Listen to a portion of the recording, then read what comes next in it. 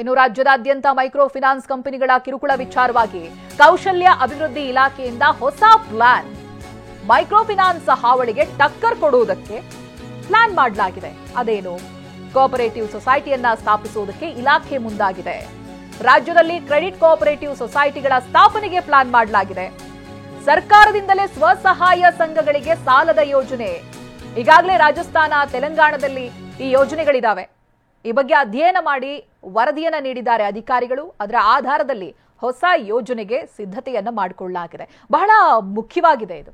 ಆರೋಗ್ಯ ಸರಿ ಇಲ್ಲ ಅಂತ ಸಾಲ ಪಡ್ಕೊಳ್ತಾರೆ, ಬೇರೆ ಯಾವುದೇ ವಿಧಿ ಇರೋದಿಲ್ಲ. ಹಾಗಾಗಿ ಮೈಕ್ರೋ ಫಿನಾನ್ಸ್ಗಳ ಬಳಿ ಸಾಲವನ್ನ ಕೇಳ್ತಾರೆ.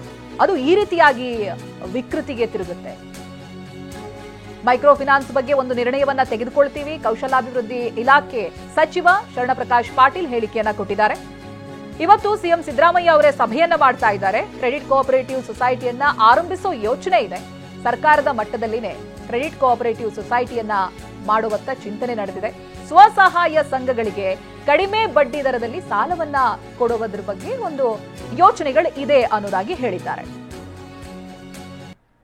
ಈಗ ಇವತ್ತು ನಾನು ಬರುವಾಗ ಕೆಲವು ಸಂಘಟನೆಗಳು ಈ ರೀತಿ ಮಾಡಿದ್ದಾರೆ ಅಂಥೇಳಿ, ಅಕ್ರಮ ಆಗಿದೆ, ಇದರಿಂದ ಎಕ್ಸ್ಪ್ಲೋಟೇಷನ್ ಆಗ್ತಾ ಇದೆ ಅಂತಕ್ಕಂಥದ್ದು ಕೂಡ ನಮ್ಮ ಗಮನಕ್ಕೆ ಬಂದಿದೆ. ಅದ್ರ ಬಗ್ಗೆನೇ ನಾವು ಒಂದು ಡೆಪ್ಟಿ ಕಮಿಷನರ್ಗೆ ಇದೆಲ್ಲವನ್ನು ಪರಿಶೀಲಿಸಿ ಅವರೊಂದು ಅರ್ಜಿ ಕೊಟ್ಟಿದ್ದಾರೆ, ರಿಪ್ರೆಸೆಂಟೇಷನ್ ಕೊಟ್ಟಿದ್ದಾರೆ. ಆ ಅರ್ಜಿ ನಾನು ಡೆಪ್ಟಿ ಕಮಿಷನರ್ ಡೈರೆಕ್ಟ್ ಮಾಡಿದ್ದೀನಿ. ಅದು ಸತ್ಯಾಸತ್ಯತೆ ಮತ್ತು ಅದು ಏನೇನಿದೆ ಅಂತ ಕೂಲಂಕುಷವಾಗಿ ಅದನ್ನು ಪರಿಶೀಲನೆ ಮಾಡಿ ಒಂದು ವರದಿ ಕೊಡೋಕ್ಕೆ ಹೇಳಿದ್ದೀವಿ. ಜೊತೆಗೆ ಮಾನ್ಯ ಮುಖ್ಯಮಂತ್ರಿಗಳೇ ಸ್ವತಃ ಇವತ್ತು ಇದ್ರ ಬಗ್ಗೆ ಒಂದು ಮೀಟಿಂಗನ್ನು ಮಾಡ್ತಾ ಇದ್ದಾರೆ. ಹಾಗಾಗಿ ಇದ್ರ ಬಗ್ಗೆ ಒಂದು ನಿರ್ಣಯವನ್ನು ನಾವು ತೆಗೆದುಕೊಳ್ತೀವಿ. ಇನ್ ದ ಮೀನ್ ಟೈಮ್ ಇದು ಕೌಶಲ್ಯ ಅಭಿವೃದ್ಧಿ ಇಲಾಖೆಯಲ್ಲೂ ಕೂಡ ನಾವು ಒಂದು ಪರಿಶೀಲನೆ ಮಾಡ್ತಾ ಇದ್ದೀವಿ.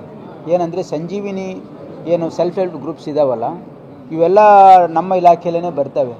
ಹಾಗಾಗಿ ಅವರಿಗೆ ಒಂದು ಕ್ರೆಡಿಟ್ ಕೋಆಪರೇಟಿವ್ ಸೊಸೈಟಿಯನ್ನು ಎಸ್ಟಾಬ್ಲಿಷ್ ಮಾಡಿ, ಯಾಕಂದರೆ ಇದು ಭಾಳಷ್ಟು ಎಕ್ಸ್ಪ್ಲಾಯ್ಟೇಷನ್ ಆಗ್ತಾ ಇದೆ ಫೈನಾನ್ಸ್ ಕಂಪ್ನೀಸು.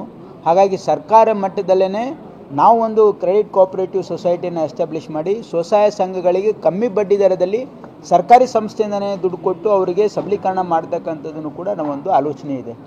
ಅದು ನಮ್ಮ ಇಲಾಖೆ ಈಗಾಗಲೇ ನಾನು ಒಂದು ರಾಜಸ್ಥಾನ್ ಮಾಡೆಲನ್ನು ಮತ್ತು ತೆಲಂಗಾಣ ಮಾಡೆಲನ್ನು ಅದನ್ನು ಸ್ಟಡಿ ಮಾಡಿ ನಮ್ಮ ಅಧಿಕಾರಿಗಳಿಗೆ ವರದಿ ಕೊಡೋಕ್ಕೆ ಹೇಳಿದ್ದೀನಿ. ಅವ್ರು ವರದಿನೂ ಕೂಡ ಕೊಟ್ಟಿದ್ದಾರೆ.